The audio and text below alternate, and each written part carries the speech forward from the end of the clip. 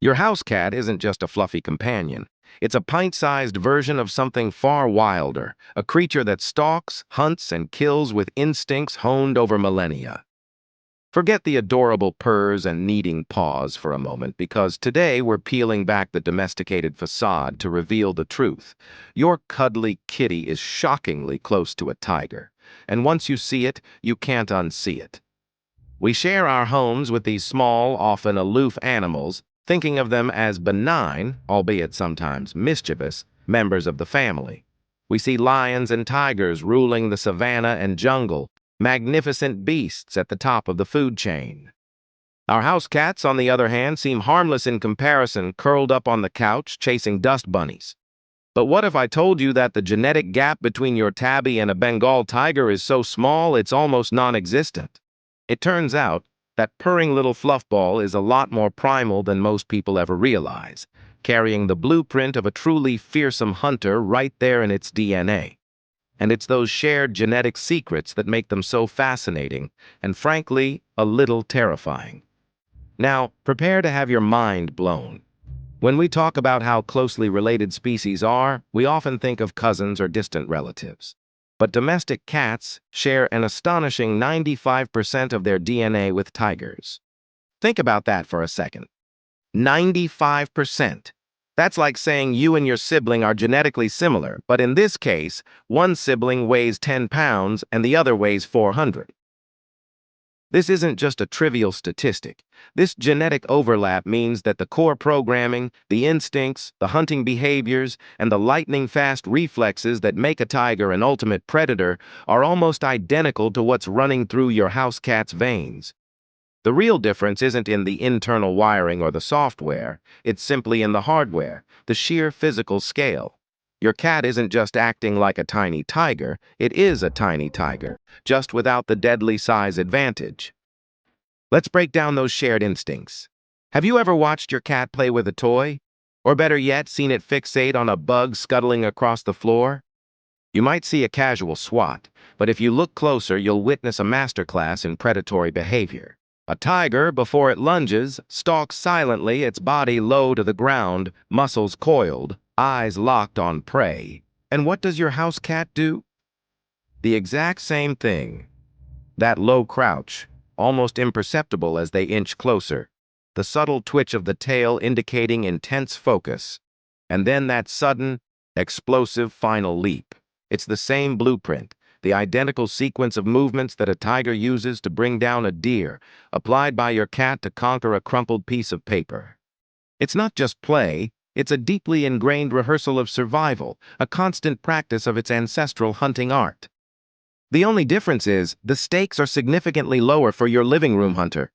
It's not just the hunting sequence. Even their physical weaponry and killing techniques are eerily similar.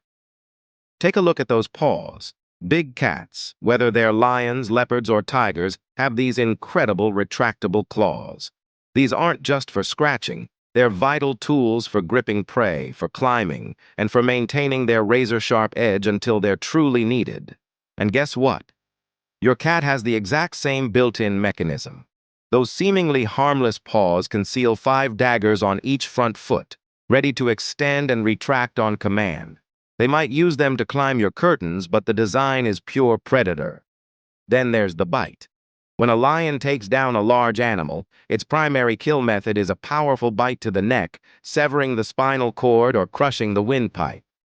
Watch your cat wrestle with a toy mouse or even play fight with another cat. Where do they instinctively aim? The neck. They'll latch on, often with a shaking motion, mimicking the precise, deadly technique of their much larger wild cousins.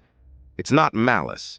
It's just pure, unadulterated instinct shining through. But it gets even more profound when you consider their social structure. We often think of big cats as solitary, except for lions who live in prides. That solitary nature is a hallmark of many apex predators. They hunt alone, they fend for themselves. And house cats? They are also naturally solitary hunters. They don't form packs to bring down prey. While they might tolerate other cats and certainly tolerate us deep down, their programming leans towards independence. When your cat ignores your calls, or disappears for hours only to reappear demanding food, it's not just being aloof. It's operating on the fundamental understanding that it doesn't need you. It tolerates your presence, enjoys your food and warmth, but if push came to shove, it's built to survive on its own.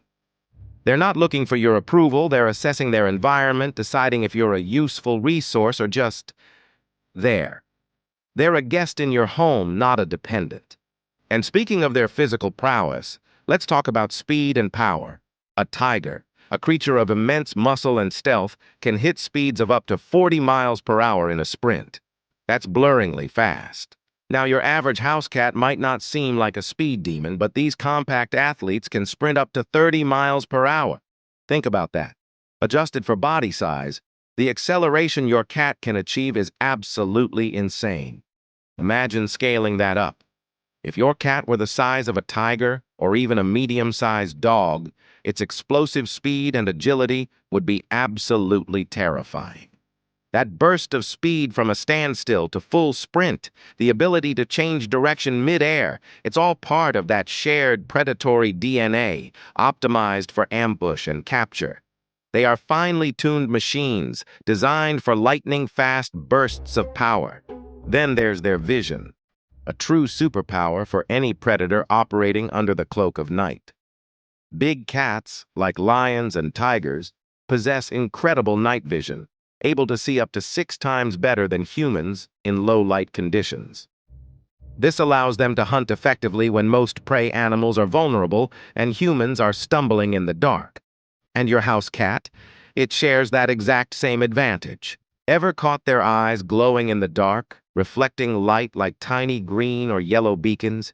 That's not some eerie supernatural phenomenon. It's a specialized reflective layer behind their retina called the tapetum lucidum. It's built-in predator technology, essentially amplifying whatever faint light is available, giving them a massive edge in nocturnal hunting. While you're fumbling for the light switch, your cat is navigating the room with perfect clarity, probably judging your human frailty. So, after all this, what truly separates your purring lap warmer from a majestic lion or a formidable tiger? The biggest, most crucial difference isn't behavior, isn't instinct, and certainly isn't their DNA. It's simply size. Imagine for a moment if your tiny 6-pound house cat suddenly weighed 400 pounds. That playful swat at your hand wouldn't be cute anymore. It would be devastating. That casual jump onto the kitchen counter, it would obliterate it. If your house cat weighed 400 pounds, your couch wouldn't stand a chance. Your furniture would be mere kindling, and your home would become a very different, far more dangerous place. They possess all the lethal programming of an apex predator. They just come in a convenient, manageable, and largely non-life-threatening package. Your cat isn't a baby, not really. It's a scaled-down, highly efficient predator, living right there in your living room, patiently waiting for its next bug, toy, or maybe just a chance to judge you silently. Subscribe for more wild comparisons and brutal animal facts.